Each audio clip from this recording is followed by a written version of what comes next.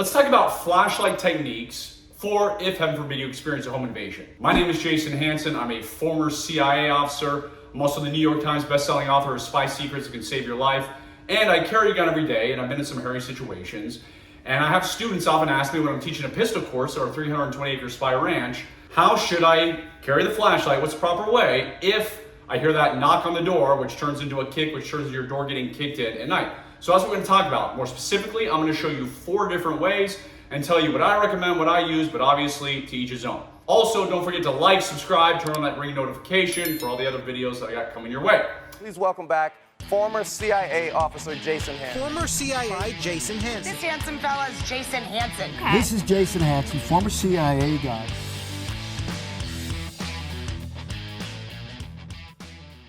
So, back to flashlight techniques. Here's one of the flashlights that I use, and right now I am traveling. The reason I tell you I'm traveling is because I'm not in my own house. Meaning, I don't have guns stashed all over. I don't have my regular gun, which has a Viridian light laser combination. I also have guns stashed around the house that have a Surefire, but I also have guns stashed around the house that have nothing on them. It's just a gun and a flashlight, because I own a lot of guns and I believe in having a gun at every level of the home. But for traveling, the only gun I have with me now, because I'm moving around a lot, is my Sig Sauer P365, one of the guns I carry often along with my Springfield 1911. Where I'm at traveling right now, this is the gun I have, and this is the flashlight I have in the nightstand.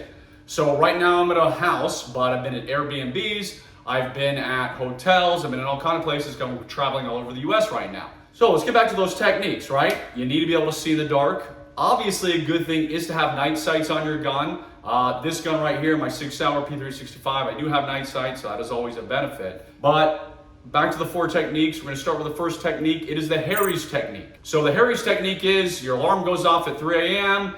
You don't have a laser or light or anything on your gun. You obviously need to be able to see in the dark to confront the threat. So all it is this, meaning you're taking your hand, you're going underneath, and you're putting basically your backhand to backhand, just like this. This is a good way. There's nothing wrong with it. You know, you've turned on the light there. It's been taught for many, many years. People love it. So that's the Harry's. Again, no reason. It's not my favorite way, but really nothing wrong with this technique. Let's go to one I really don't like though. The old FBI technique. The old FBI technique is, hey, we're gonna hold our flashlight up here, so when we're shooting the guy, if he's shooting at the light, he's not gonna hit us in the chest, in the face, wherever. So it's up here. I don't like this technique because when your arm is up here, it's harder for me, at least personally, most people I've trained, to be accurate because they're just too far apart. They're not as tight in. When it comes to a home invasion, you wanna be accurate. You can't miss fast enough, remember that. So I do not like this FBI technique. I do not recommend it, but you can give it a try and see if you like it. Let's go to technique number 3. This is one I can barely do because I never use it and just didn't work for me.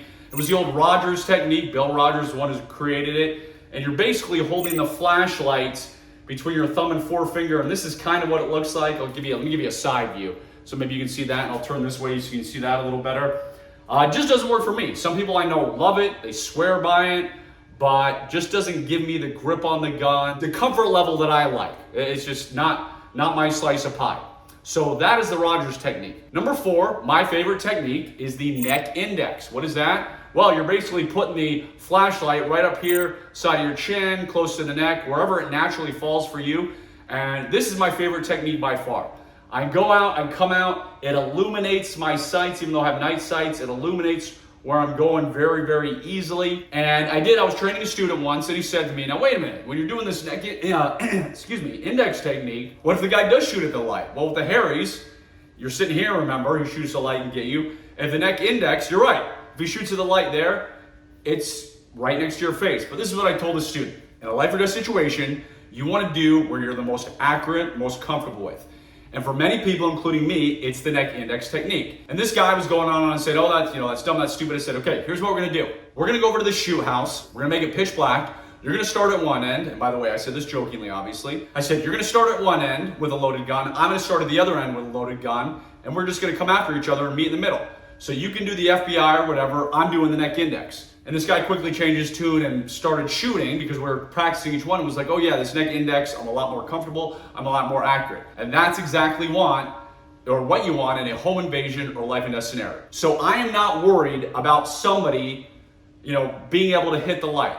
Most criminals are maybe not carrying guns, so maybe they got a knife, maybe they got a baseball bat or whatever, but even if they have a gun, they most likely haven't practiced, they're most likely terrible shots, and I know I do practice and I'm a good shot, so I want to give myself every single advantage. And when I'm out here with the FBI technique, I know I'm not at my 100%, meaning I don't have my best advantage, my best accuracy. When I'm sitting here, the neck index coming out, if this is our bad guy, you know, when I come out and over here and I light him up, I know that I can see my sights. I know I'm highly accurate because I've been in those intense situations when you're going through a place at dark and the boogeyman may be there. Practice all 4 techniques though. You may be surprised. Maybe you don't love the neck index. Maybe you're one of those weirdos who loves the FBI one the most. You only know that if you practice. You can practice with a safe and empty gun, do a dry fire practice, but of course the real test you need to do is go to your local shooting range, whether indoor or out there, and if they allow you, practice all 4.